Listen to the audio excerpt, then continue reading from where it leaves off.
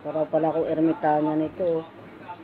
Dami ko na naman tali sa sa noo, sa liig. Hirap talaga pag ako magkasakit eh. Tiis ganda eh. Yung laki-laki naman ng tali eh. Kaya talaga pag hindi nainom ng gamot eh.